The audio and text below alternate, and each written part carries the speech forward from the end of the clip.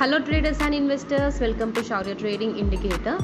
ఈ వీడియోలో మనము 4th అక్టోబర్ కోసం 5 న్యూస్ బేస్డ్ స్టాక్స్ గురించి డిస్కస్ చేద్దామండి. ఓకేనా? సో మన ఫస్ట్ స్టాక్ వచ్చేసి హెచ్డిఎఫ్సి బ్యాంక్. సో మనం హెచ్డిఎఫ్సి బ్యాంక్ చూస్తున్నాం కదండి, గత కొన్ని డేస్ నుండి మనమైతే నెగిటివ్ మూమెంట్ అనేది చూస్తూ వస్తున్నాం, అవునా? కాకపోతే నేను మన ఇండికేటర్స్ ప్రకారంగా గమనించింది ఏంటంటే, సో 15 మినిట్స్ టైం ఫ్రేమ్ నుండి హయ్యర్ టైం ఫ్రేమ్లో చూస్తే మనకైతే మళ్ళీ గ్రీన్ కలర్ స్టార్ ఫామ్ అయింది. ఓకేనా?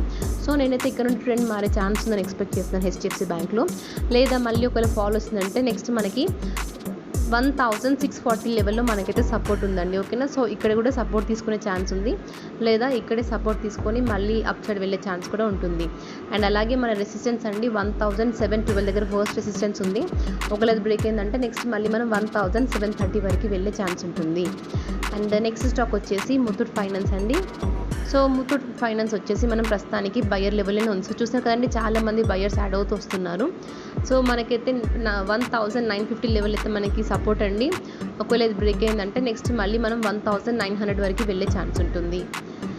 అండ్ హయ్యర్ సైడ్ అయితే మనకి 2050 దగ్గర మనకైతే రెసిస్టెన్స్ ఉందండి.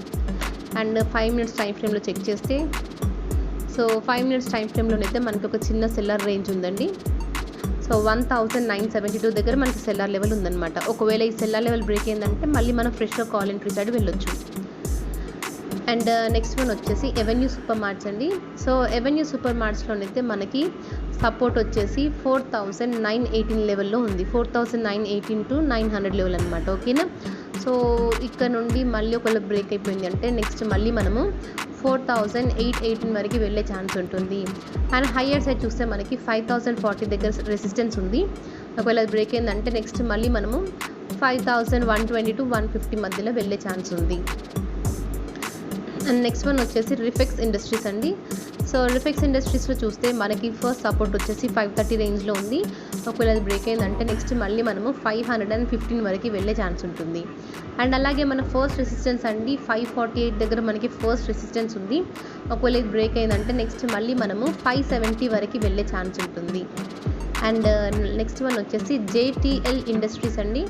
సో జేటీఎల్ ఇండస్ట్రీస్ చూస్తే మన ఫస్ట్ సపోర్ట్ వచ్చేసి 237.6 దగ్గర మనకి ఫస్ట్ సపోర్ట్ ఉంది. ఒకవేళ ఈ సపోర్ట్ బ్రేక్ అయిందంటే నెక్స్ట్ మనకైతే మళ్ళీ కంటిన్యూస్గా సపోర్ట్ అయితే ఉందండి. నెక్స్ట్ 232 వరకు వెళ్ళే ఛాన్స్ ఉంటుంది, లేదా ఈ రేంజ్లో ఎక్కడైనా సపోర్ట్ తీసుకునే ఛాన్స్ ఉంది. అండ్ అలాగే మన ఫస్ట్ రెసిస్టెన్స్ వచ్చేసి 243.81 దగ్గర మన ఫస్ట్ రెసిస్టెన్స్ ఉంది. ఒకవేళ ఇది బ్రేక్ అయిందంటే నెక్స్ట్ మళ్ళీ మనము 247.8 నెక్స్ట్ 250 వరకు వెళ్ళే ఛాన్స్ ఉంటుంది. సో ఇవంటి మన 5 news based stocks. Thank you for watching.